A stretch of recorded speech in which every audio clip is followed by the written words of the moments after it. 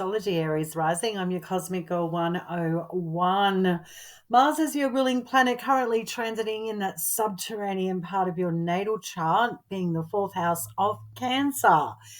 You're a fire cardinal yang, rising sign. And for full disclosure, because I have had some people ask me, what astrology do you use? Do you practice? I'm a Hellenistic Western tropical astrologer. Let's get into your month ahead, shall we? Aries Rising. The slow planetary transits of the month. So we've got Neptune and Saturn still retrograding in your 12th house. Saturn goes direct in Pisces on November 15, and Neptune goes direct on December 7. Uranus, which is not long, started its retrograde in Taurus, your second house, goes direct on January 30, 2025. So the big news for the month with the slower planetary transits is on the 9th of October, Jupiter's beginning to station to go retrograde in Gemini, and this is your third house, Aries Rising. Jupiter traditionally is in its detriment sign, not doing so well in this sign. Basically, when a planet is in detriment, it's contrary to its nature. So Jupiter in its detriment sign of Gemini, your third house, now going into a retrograde up until February 4, 2025. On the 11th of October, the second big news, Pluto, which has been retrograding in Capricorn, your 10th house, now stations to go direct. On the 2nd of October, we see the second of the eclipse series, if you will. The first one was on the 17th of September, only last month. How did you go? Leave any comments in the comments section below. Did any lunar events happen? Did anything exciting happen to you as an Aries rising on the 17th of September? Please feel free to comment in the comments section below. Let us know if anything at all happened, or you thought it was a bit of a dud and nothing happened. On the 2nd, we got that second eclipse happening now in October, and this is a new moon solar eclipse in his 7th house, Aries rising. So when you're having a new moon, but it's a solar eclipse, it's got that mysterious, ethereal sensation around eclipse times. And this one's no different, the second one. It's in an angular house for you, Aries rising, so your angular houses in your natal chart are really important for you. But you've got a new beginning that's eclipsy in that 7th house of other people. 7th house is like, it's the house of rest. You know, you just want to enjoy life and interact and connect with people, you know, get some contracts and agreements that are going to support you moving forward in the future. These are like the subjects you're interested in, and also the topics of marriage and, significant endings as well, that 7th house, because it's the house of where, you rest at the end of the day. So this is the vibe that's going on the 2nd of October for you, a new moon solar eclipse happening. So Aries rising, I wonder for you if you're ready to, I don't know, deal with more people. I say that because Aries rising, I'm an Aries rising, and I know the 7th house is about other people, and it's like the necessary evil to commit or go into a contract with someone, because there is a benefit there, and, two is better than one. So it could be like a new beginning that you feel is a necessary one on the 2nd of October. And if you are partnered up, be it business or a significant intimate relationship, or even a marriage, or anything that's starting to take shape and form, those people in your life could be starting something brand new for themselves as well on the 2nd of October, because it is about other people in relationships that are connected to you. So it's like your partner comes home and goes, wouldn't believe it, There's a possibility of a new contract and it's going to take us places. Could be something of that nature happening for you. On the 17th of October, then you're having a full moon in your first house. So at this point of the month, you'll see, if you will, clearly, if it's working out for you, these new beginnings, these changes going on that began on the 2nd of October. Like the moon builds and waxes and builds and builds and builds, and when it gets to the 17th of October, that moon lighting up your first house as an Aries rising, it's a moment of checking in. It's the checking in point. And you may need to identify if you need new strategies moving forward, need to recalibrate or go back over the agreements or contracts on the 17th of October.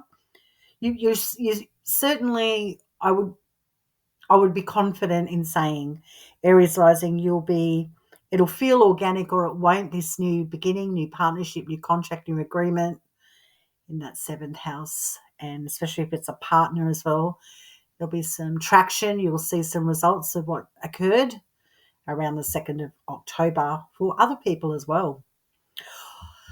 So interesting lunations for the month because it's a solar eclipse and there's a full moon happening in your first house, Aries rising. So if you do have anything to express, trumpet and herald to the world, that's really intimate or important for you.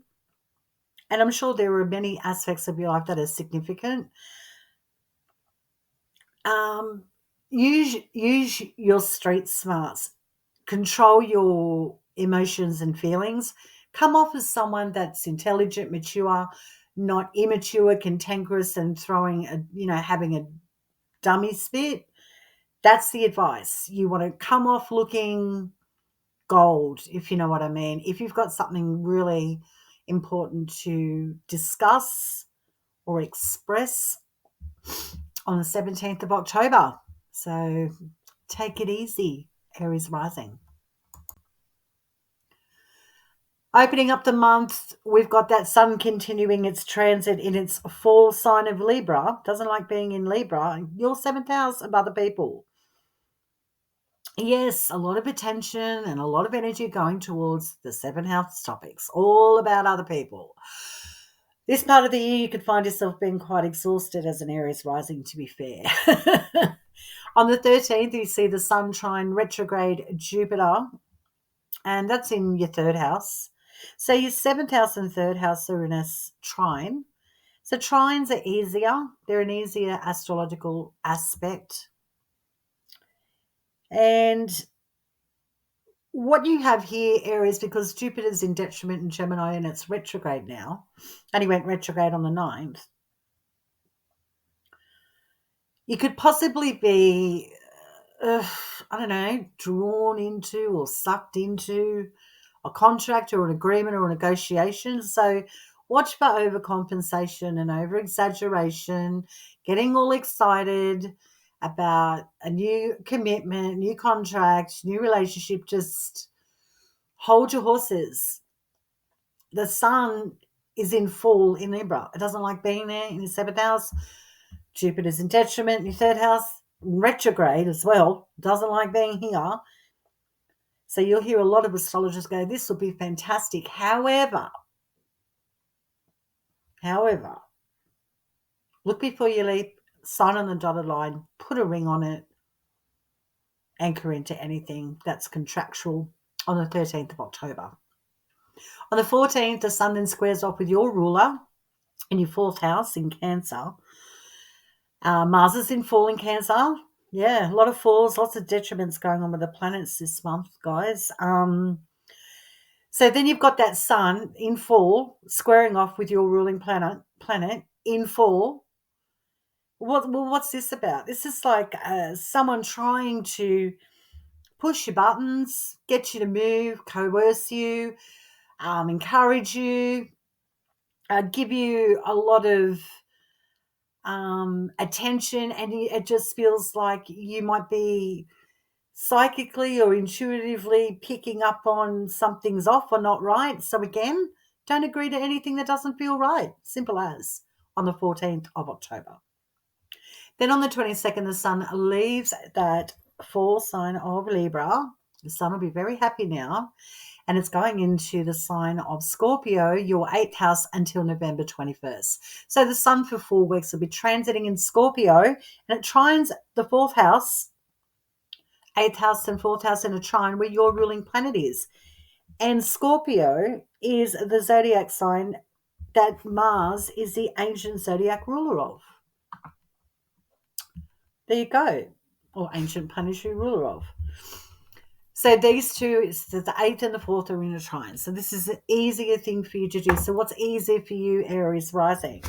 You can see the forest for the trees and regarding connecting with other people's resources and getting intertwined with others' finances. You'll also be able to be a lot more direct and certain when we're talking about the topics of debt, tax, inheritance, loans, mortgages, anything that has to do with assets, wealth. It's a great time to do your research, get down to the details, know where you stand financially. And also, you may be experiencing, the sun puts the heat on, it lights things up. It's very bombastic. It's very obvious, if you will. So what's obvious is the 8th house for you, Aries rising. So get on top of any monetary aspects of your life. What can you build wealth on? What can you accumulate? Who do you connect with that can bring in the money for you? That's solid for your future. That can give you a sense of a safe sounding board moving forward regarding future prospects in growing your wealth house. Not a bad transit at all when that sun is transiting in your 8th house of Scorpio.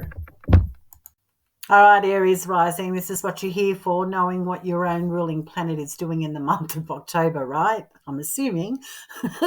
And what aspects your planet is going to be experiencing throughout the month. Well, up until November 3rd, before Mars ingresses into the sign of Leo, your 5th house, it's continuing its transit in its fall sign of Cancer, your 4th house. So a little ways to go yet with your ruling planet being in a zodiac sign. It just doesn't feel supported by. It doesn't feel like it's in the right environment, if you will. Cancer is a water cardinal yin sign. And Cancer, is very protective. It's like that mama bear association. Don't screw with my family. Don't ruffle my feathers. I can, really get my crab claws out and really hurt you, or I can go inside my shell and shut down. So Mars in Cancer in its full position, what you may experience as an Aries rising is trying to get an understanding of where people stand in your family, aspects and subjects of children, parents, parenting, property and real estate concerns and aspects of your life, if you have any at all, which I'm sure you would. The subterranean house, that 4th house, is very private, but it's like your roots, your heritage, your lineage. I mean, you didn't ask to be born in a particular family, but this is the family dynamic that is around you, is Cancer, if you're an Aries rising. So deep hidden feelings and emotions and past issues with family members or people in your family, like things like resentment, crabbiness, stubbornness. Cancer can be stubborn, or can be that water element, hot and cold. Could be very emotional, can fluctuate. Emotions could be heightened, or they could be ice cold. Water can turn to ice. So your ruling planet trying to navigate in this 4th house being Cancer, it's not the easiest. And what will possibly be obvious for you, Aries rising, is because that 4th house squares your 1st house of the self, your image, who you are, how people see you. is you're at odds with the family dynamic or at odds with your home or parents and parenting subjects. It can be difficult with your ruling planet being here. I've got to be transparent. So heads up there, and Cancer's ruled by the sign, ruled by the planet, which is the moon, the luminary. So any transits, that the moon's making throughout the month of October all the way up until November 3rd, if it's opposing the fourth house, trining the fourth house, sextiling the fourth house, conjuncting your planet in the fourth house, you're going to feel it more. You're going to feel things a lot more intensely. And you'll have to learn to be more strategic with your feelings and your emotions if you want to unearth, get to the depths, and really pull to the surface what's going on in the fourth house topics. But maybe do things a little bit different.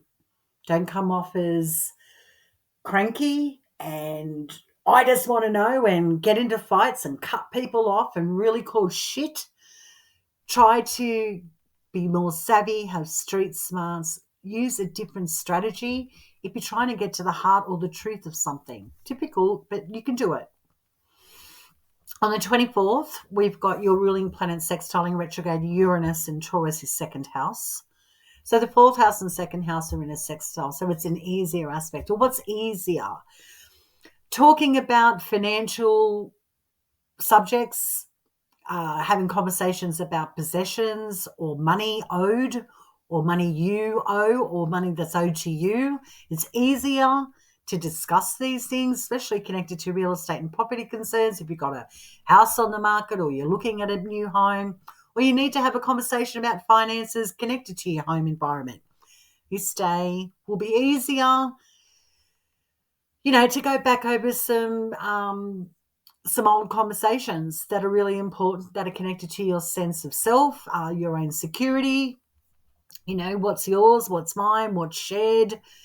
Just an easier day to get on top of any nuances connected to finances that are interacted with your family, real estate and property concerns. On the 28th, your planet then trines retrograde Neptune in Pisces, your 12th house. So the trines are easier aspects. So your ruling planet trining, looking all the ways back, if you will, over its shoulder from the 4th back to the 12th. This is like maybe it's something that you've been trying to establish or make real regarding something that's very personal to you. It could be a personal project, a dream or a goal. It's easier to maybe see some results on this day, or easier to develop more strategies and learn how to navigate easier in getting what you want on the 28th of October. Not a bad day at all. On the 31st, Halloween, happy Halloween if you celebrate it. The moon in Scorpio, which is traditionally in its full zodiac sign, the moon is in full in Scorpio. This is your 8th house. It's in its waning phase, so it's a slowing down, dying down in light phase. It's trining a ruling planet in Cancer, your 4th house. So what's easier this day is going deep, y'all. Really getting down to the depths of the past. Could be quite emotional, to be fair, and it could be really having you have your detective lenses on, researching and going down rabbit holes about the 8th house topics and how it's been, connected to you in your family dynamics or yourself. Not a bad day at all, but it is a waning moon. It is in fall, but because it trines your 4th house and your ruler, I think you might be ready to accept some harsh realities about your finances or shared resources with other people. Planet Venus. Venus for you, Aries Rising, rules your 2nd house and also your 7th house.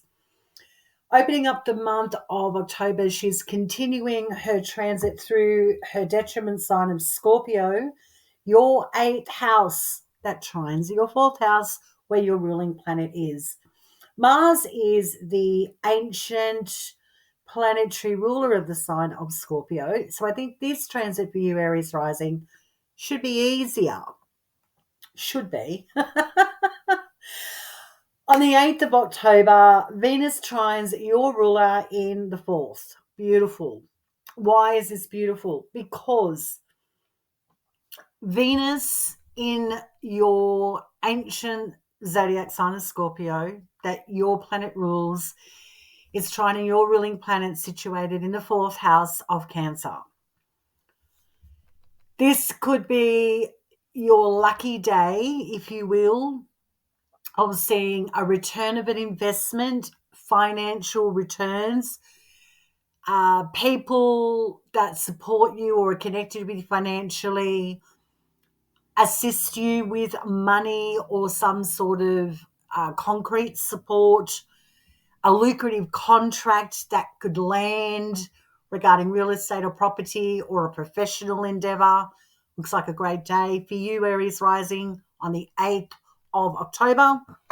This is why we listen to astrology, see what's coming around the corner. Circle the 8th of October in your calendar. On the 14th of October, Venus then opposes a retrograde Uranus in Taurus, your 2nd house, and this is Venus's domicile sign. She rules your 2nd house, Aries rising. Now, Venus opposing her own sign, but it's to retrograde Uranus. So this could be about doing things the old way and needing to strategize and develop new ways of accumulating wealth for yourself on the 14th of October.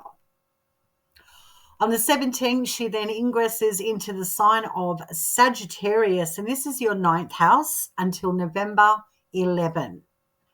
Venus in the 9th, this is getting to the top of your natal chart now if you're an Aries rising. The 9th house topics, it's exhausting, but we have to talk about this, don't we? 9th house topics, and the 9th house trines your 1st house, beneficial, it's easier for you. Media and publishing, international and foreign travel and connections, higher education, like universities, institutions, concerns with law, spiritual and philosophical beliefs and paths that you are on, pilgrimages, different cultures, the place where we expand through connecting cerebrally or physically. It's the house where we grow. So when Venus is transiting here in that 9th house until November 11 from the 17th of the month, get yourself out there if you want to connect and learn and expand the self. Learn something new, learn something different. Venus here will present you with opportunities, new relationships, even can bring you a sense of cohesion in the 9th house topics that are benefiting you because it trines your 1st house. Not a bad transit at all for you when Venus is transiting in the 9th house of Sagittarius, Aries rising. Mercury, our personal planet of finance, marketplace, communication, intelligence. It's a very cerebral planet. It loves to travel and move and can be very tricky at the same time. Mercury can be that sleight of hand planet. Mercury for you, Aries rising, rules your 3rd house, where Jupiter has just begun its retrograde, and also rules Virgo, your 6th house. And we want to keep this in mind when we are listening to the transits of the planet for the month.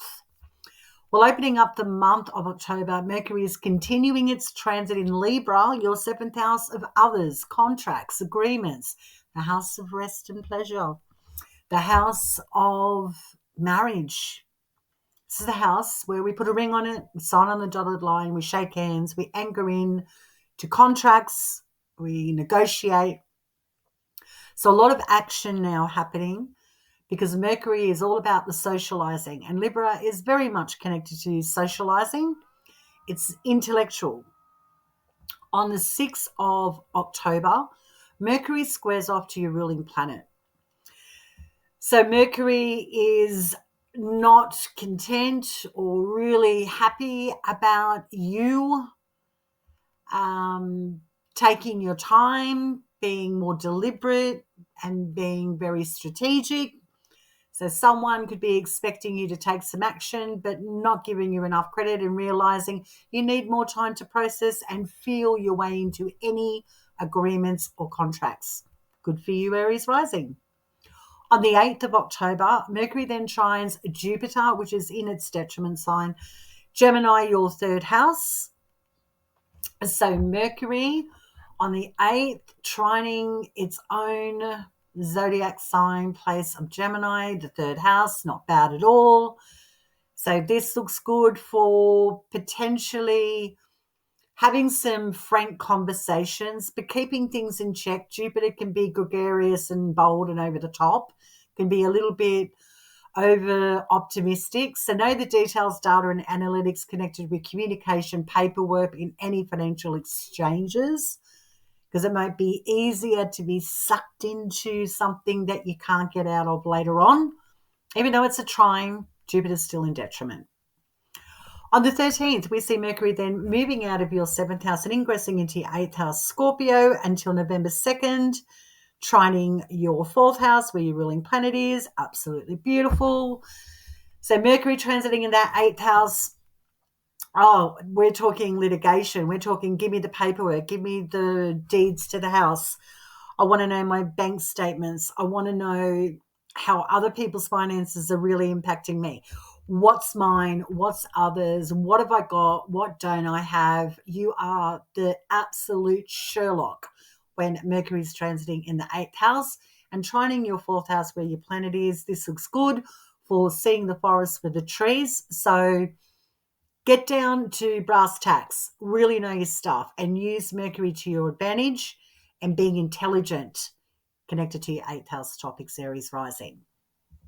On the 30th, Mercury then opposes retrograde Uranus and Taurus, your 2nd house. So Mercury, what's Mercury opposed to?